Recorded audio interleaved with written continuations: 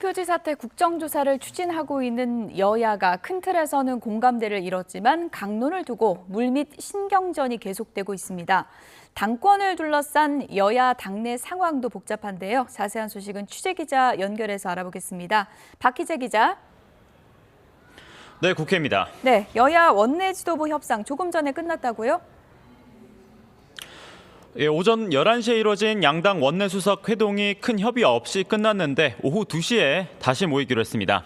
모레로 추진되는 본회의에서 투표지 사태 국정조사 계획서를 어떻게 처리할지 논의하기 위해서인데요. 국정조사 자체에는 공감대를 이루고 있지만 세부 내용을 놓고는 평행선을 달리고 있습니다.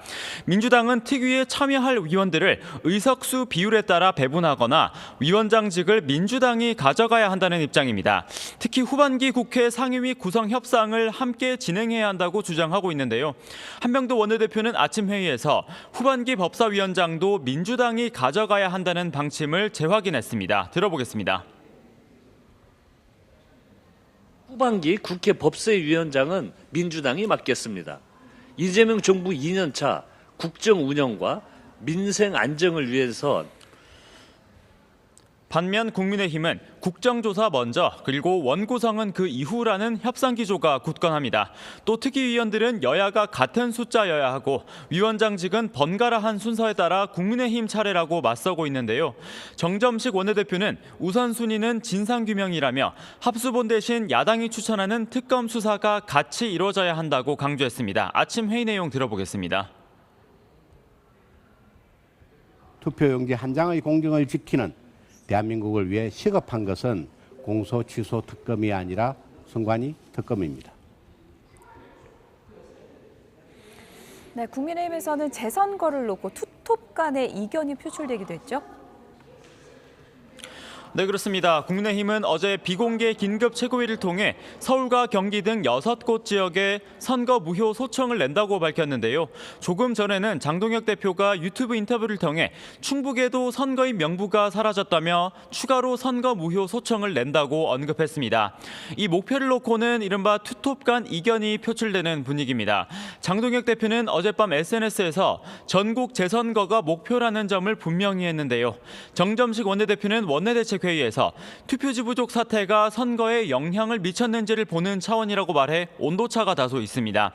선거의 직접 당사자 오세훈 서울시장은 SNS에서 장 대표의 재선거 주장은 자리 보전용 부호라고 일축하며 해체 수준의 선관위 개혁안을 강조했습니다. 장동혁 대표의 거취를 논의하는 의원총회도 앞두고 있는데요.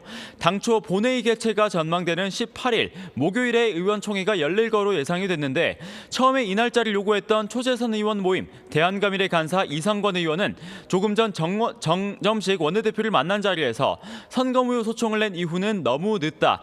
소청을 내기 전인 내일 의총 소집을 요구했다고 밝혔습니다. 정 원내대표는 지금 이 시간 오선 중진들과도 오찬을 가지면서 이 같은 원내 여론을 수집하고 있습니다.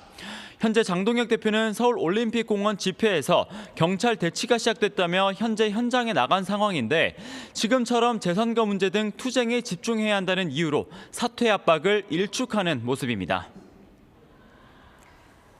이번에 민주당 소식도 좀 알아보죠. 차기 당권을 놓고 지금 신경전이 치열하죠?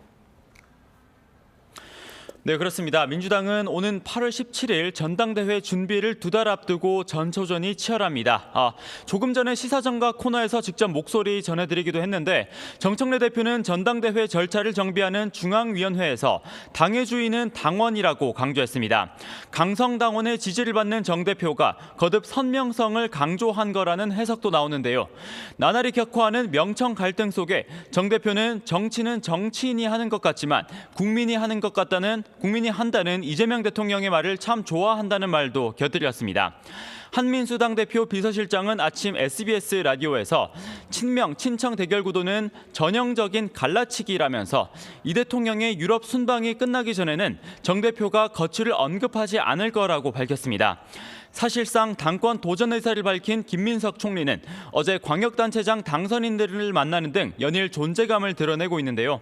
오늘 전남 나주를 시작으로 2박 3일 호남 일정에 나서는데 전남 광주 통합시 출범 준비를 점검한다는 차원이지만 사실상 당권 행보라는 해석이 지배적입니다. 육산 송영길 의원도 몸풀기에 나서는데요. 모레 봉하마을에서 노무현 전 대통령 묘역을 참배하고 평산마을에서 문재인 전 대통령을 예방합니다. 김경수 전 경남지사 그리고 전재수 부산시장 당선인 등과 잇따라 만나 접점도 넓힐 예정입니다. 지금까지 국회에서 전해드렸습니다.